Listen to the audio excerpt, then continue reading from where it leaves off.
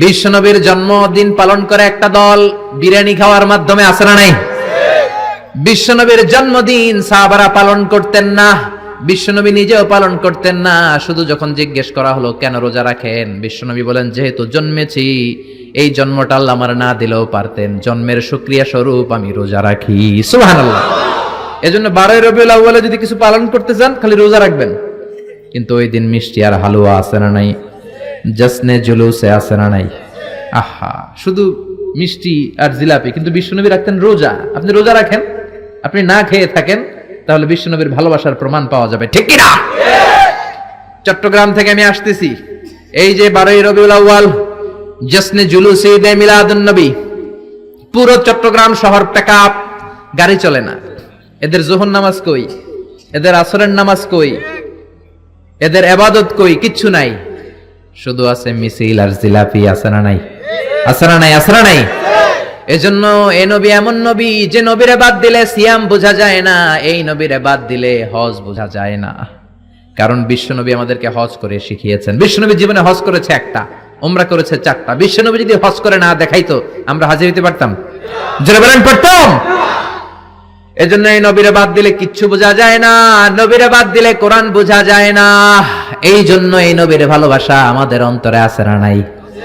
সূরা ফাতিহার 29 নম্বর আয়াতে আল্লাহ বললেন, মুহাম্মাদুর রাসূলুল্লাহি ওয়াল্লাযীনা মাআহু আশিদ্দাউ আলাল কুফফারি রুহামাউ বাইনাহুম। মুহাম্মাদুর রাসূলুল্লাহ, মুহাম্মদ আল্লাহর রাসূল। এটা কার কথা? বিশ্বনবী যে আল্লাহর রাসূল, এতে কোনো সন্দেহ আছে? সন্দেহ থাকলে কি ঈমান থাকবে? তিনি হলেন আল্লাহর রাসূল। বিশ্বনবী নিজেকে রাসূল বলে পরিচয় দিতেন। বিশ্বনবী বলতেন না আমি বাতিলের আতঙ্ক, বিশ্বনবী বলতেন না আমি সারা বিশ্বে আলোড়ন সৃষ্টিকারী, বিশ্বনবী বলতেন আমি রাসূলুল্লাহ। আমি কি? সুন্দর লাগে না নামটা? রাসূলুল্লাহ। আবার বিশ্বনবী নিজেকে আব্দ বলে পরিচয় দিতেন, মানে গোলাম। বিশ্বনবী গোটা বিশ্বের সবচেয়ে অ্যামেজিং পার্সোনালিটি, বিশ্বনবীর চাইতে সেরা, বিশ্বনবীর চাইতে মহান মানুষ পৃথিবীতে দ্বিতীয়টা আছে নাকি? তারপরও বিশ্বনবী নিজেকে বলতেন ইন্নী আব্দুল্লাহ, আমি হলাম আল্লাহর গোলাম। গোলাম বলতে পছন্দ করতেন, নিজেকে ছোট করতে পছন্দ করতেন। এজন্য আমরা নামাজে বলি আশহাদু আল্লা ইলাহা ইল্লাল্লাহ ওয়া আশহাদু আন্না মুহাম্মাদান আবদুহু। তিনি আল্লাহর রাসূল, তিনি আল্লাহর গোলাম। বিশ্বনবী দোয়াতে বলতেন আল্লাহুম্মা ইন্নী আবদুক, ও আল্লাহ আমি আপনার গোলাম। নিজের বাতিলের আতঙ্ক বলতেন না, বলতেন গোলাম, আমি গোলাম। আল্লাহুম্মা ইন্নী আবদুক, ও আল্লাহ আমি আপনার গোলাম। ওয়াবনু আবদিক, গোলামের ঘরের গোলাম, মানে আমার বাবা আব্দুল্লাহ আপনার গোলাম। ওয়াবনু আমাতিক, বান্দির ঘরের গোলাম, মানে আমার মা আমেনাও আপনার বান্দি। আমি গোলাম, গোলামের ঘরের গোলাম, আমার 14 গোষ্ঠী আপনার গোলাম। আল্লাহু আকবার। বিশ্বনবী বলতেন আমি গোলাম, আমার বাবা গোলাম, আমার দাদা গোলাম, আমার দাদার দাদাও গোলাম, আমরা গোলাম গোষ্ঠীর। কিন্তু আমরা নিজেদেরকে ছোট করতে চাই না, আমরা কই সব আমার, আমি বাতিলের আতঙ্ক, সব আমার বলি না। কিন্তু বিশ্বনবী বলতেন না আল্লাহ আমি আপনার গোলাম। আর বলতেন আল্লাহ আমারে আপনি ছোট বানান, আমার চোখে বড় বানান, মানুষের চোখে। সুবহানাল্লাহ। আল্লাহুম্মা জাআলনি শাকুরা ওয়া জাআলনি সাবুরা ওয়া জাআলনি ফি আইনি সাগীরা ওয়া ফি আয়ুনিন নাসি কাবীরা। ও আল্লাহ আপনি আমারে শুকরগুজার বানান, ধৈর্য ধারণকারী বানান, আমার চোখে আপনি আমারে ছোট বানান, মানুষের চোখে আপনি আমারে বড় বানান। সুবহানাল্লাহ। বাড়িতে যেয়ে বলেন সুবহানাল্লাহ। সুবহানাল্লাহ আওয়াজ করে বলতে কি কষ্ট হচ্ছে? পড়েন সুবহানাল্লাহ। নিজেকে ছোট করতেন। কেমন নবী তিনি, কেমন রাসূল, শুধু রাসূল নন, রাসূলদেরও রাসূল। আল্লাহু আকবার।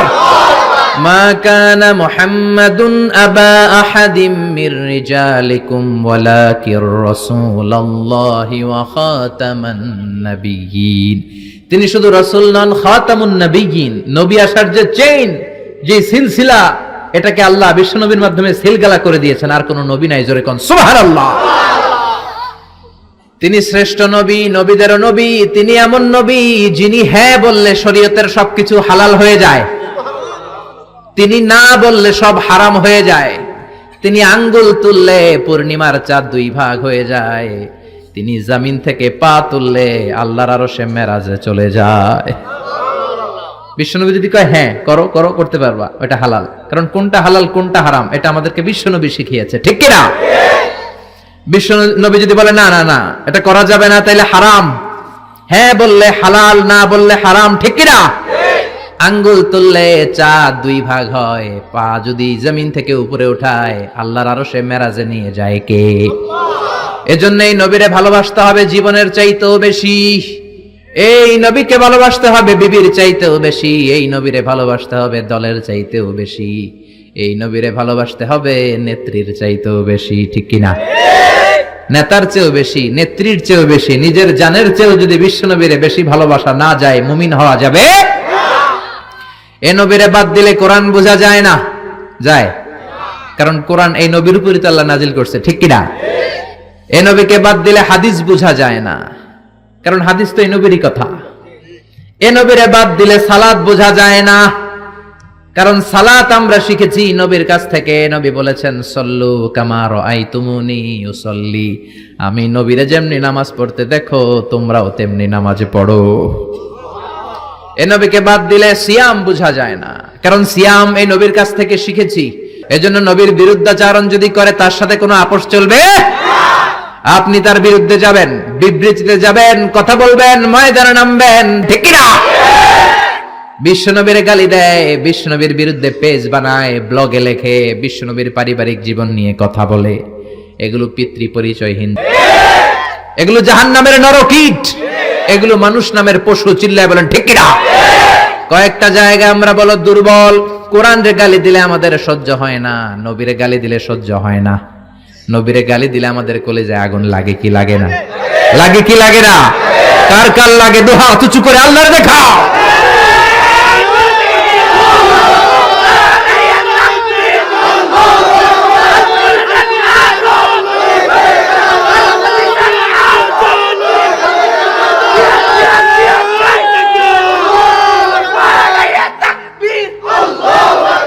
আল্লাহ আমাদের স্লোগানকে কবুল করো। নবীর জন্য যে ভালোবাসা, এই ভালোবাসার কারণে নবীর শাফায়াত আমাদের নসিব করে, পড়ে না আমিন? এজন্য এই নবী এমন নবী যারে বাদ দিলে কোরআন বোঝা যায় না, হাদিস বোঝা যায় না, নামাজ বোঝা যায় না, রোজা বোঝা যায় না। জোরে বলেন ঠিক কি না? আমাদের নবী এমন নবী যেই নবীর আগমন বার্তা দেওয়ার জন্য আল্লাহ আরেকজন নবীকে দুনিয়ায় পাঠিয়েছে। ঈসা আলাইহিস সালামকে আল্লাহ শুধু পাঠাইছে যে তুমি দুনিয়াতে যায় বলো সর্বশ্রেষ্ঠ একজন নবী আসতেছে। জোরে করে আল্লাহু আকবার। বিশ্ব নবীর আগমনের জন্য একজন নবী পাঠান আল্লাহ, এমন নবী যেই নবীর সুসংবাদ দিতে আরেকজন নবী দুনিয়ায় আসে। আল্লাহু আকবার। আমার নবী এমন নবী যিনি তার জীবনে কোন জিনিস বাস্তবায়িত না করে সাহাবীদেরকে ওই কাজ কোনোদিন করতে বলেন নাই, আগে নিজের জীবনে করেছেন, তারপরে অন্যদের বলেছেন। সুবহানাল্লাহ। এক সাহাবী বলল, নবী আমার ছেলে মিষ্টি খায়, বেশি মিষ্টি খায়, এত মিষ্টি কিনে দেওয়ার টাকা আমার নাই, আপনি ছেলের নসিহত করেন। বিশ্বনবী বললেন, বাবু তুমি কি বেশি মিষ্টি খাও? ছেলেটি বলল, জি নবী খাই। বিশ্বনবী বললেন, যাও আগামী সপ্তাহে তোমার বাবাকে নিয়ে আবার আমার কাছে এসো। বিশ্বনবী পরের সপ্তাহে ছেলেরে বললেন, ও ছেলে মিষ্টি বেশি খেও না, এত বেশি মিষ্টি খাওয়ার টাকা দেওয়ার টাকা তোমার বাবার নাই, কম কম খাবা, তাহলে তোমার বাবার উপর ihsan হবে। ছেলের বাবা বলল, নবী এই কথা তো গত সপ্তাহে বলতে পারতেন। বিশ্বনবী বললেন, কেমন করে বলি, কারণ আমি নবী তো মিষ্টি পছন্দ করি। এক সপ্তাহের ব্যবধানে নিজের অভ্যাসটাকে পাল্টালাম, মিষ্টি কম কম খাওয়া শুরু করলাম, আগে নিজে আমল করলাম, তারপরে তোমার ছেলেরে বললাম। সুবহানাল্লাহ। বাড়িতে যে কি রহমতের নবী, কি বরকতের নবী, নিজে কিছু আমল না করে অন্যরে বলতেনই না। সুবহানাল্লাহ। বিশ্বনবী মসজিদে নববীতে প্রবেশ করলেন। এক সাহাবী বলে, আদম হলো সফিউল্লাহ। আরেক সাহাবী বলে, আমার কাছে অবাক লাগে, মুসা হলো কালিমুল্লাহ, মুসার সাথে আল্লাহ সরাসরি কথা বলতেন। আরেক সাহাবী বললেন, ইব্রাহিম হলো খলিলুল্লাহ। বিশ্বনবী সবগুলো শুনলেন। বিশ্বনবী এবার মসজিদে নববীতে ঢুকে বললেন, তোমাদের কথা আমি শুনেছি, তোমরা ঠিকই বলেছ। আদম নবী সফিউল্লাহ, মুসা হলো কালিমুল্লাহ, ইব্রাহিম হলো খলিলুল্লাহ, আর জানো নাকি আমি হলাম হাবিবুল্লাহ। খলিল মানে আল্লাহর বন্ধু, হাবিব মানেও বন্ধু, কিন্তু খলিল হচ্ছে এমন বন্ধু যে বন্ধু আল্লাহরে খুশি করার জন্য কাজ করে, আর হাবিব হলো এমন বন্ধু যারা খুশি করার জন্য আল্লাহ নিজেই কাজ করে। রব্বুল আলামিন কিবলা পরিবর্তন করে দিলেন মক্কা থেকে ফিলিস্তিনের দিকে, কিন্তু বিশ্বনবীর অন্তরে বড় জ্বালা। আমার বংশের গোড়া যেখানে ইসমাইল নবী ইব্রাহিম নবী ছিলেন, ওই কাবার দিকে মক্কার দিকে যদি আমার কিবলা ঘুরিয়ে দেয়া হয় কতই না ভালো হতো। বিশ্বনবী মক্কার দিকে হয়ে নামাজ পড়তে পারেন না, কারণ আল্লাহ কিবলা চেঞ্জ করে বাইতুল মাকদাসে নিয়েছেন। বিশ্বনবী শুধু উপরের দিকে তাকায় আল্লাহ বললেন, ক্বাদ নারা তাকাল্লুবা ওয়াজহিকা ফিস সামাই ফালানুওয়াল্লিয়ান্নাকা কিবলাতান তারদাহা ফাওয়াল্লি ওয়াজহাকা শাতরাল মাসজিদিল হারাম। আল্লাহু আকবার। ও নবী, আমি আপনার অন্তরের কষ্ট বুঝি, আমি আপনার বুকের জ্বালা বুঝি। কেন আপনি উপরের দিকে তাকান আমি বুঝি। ফিলিস্তিনের দিকে হয়ে নামাজ পড়তে আপনার ভালো লাগে না, আপনার মনে চায় আপনার বংশের গোড়া, আপনার জন্মভূমি মক্কার দিকে হয়ে নামাজ পড়তে। যান গো নবী, আর ফিলিস্তিনের দিকে হয়ে নামাজ পড়ার দরকার নাই।